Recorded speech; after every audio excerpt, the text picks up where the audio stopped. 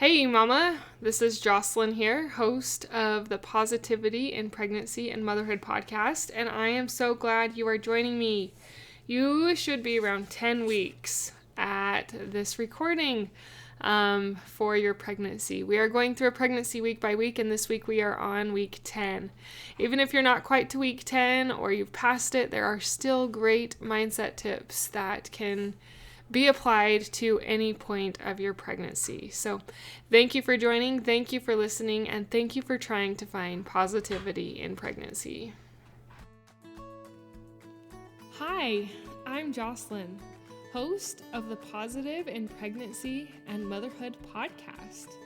I help pregnant women and mothers to find positivity in their season of life through changing their thoughts to work for them and not against them.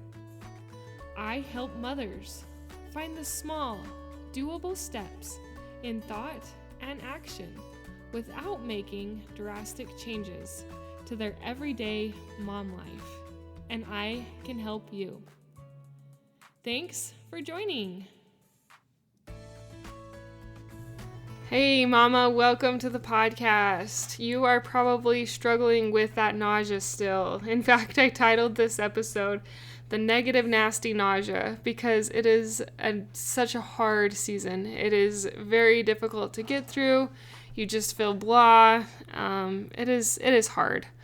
But before we get to some mindset tips to combat that nausea, I want to talk about some of the physical changes that are going on inside your body with baby. So around week 10, the baby's heartbeat, you can begin to start picking that up on a Doppler. Just hearing the heartbeat is so exciting, so reassuring, and such a miracle. Their tiny heart has 4 chambers, and isn't it just so cute to think about their little heart? They're also developing their fingers and toes. They used to be webbed, but now they are starting to grow out, and they can even have some nails on their fingers and toes. Some people can feel like a fluttering around this time. I have never ever felt my babies move this early, but apparently some women can feel like a fluttering, and that is the baby that is moving inside of you. At this point, your clothes might be beginning to feel a little bit tighter, and you may have to deal with some things like constipation. There are natural ways to help with the constipation. Drinking lots of water, probiotics, and movement can help if that is one of your struggles. But you also could be having headaches and dizzy spells.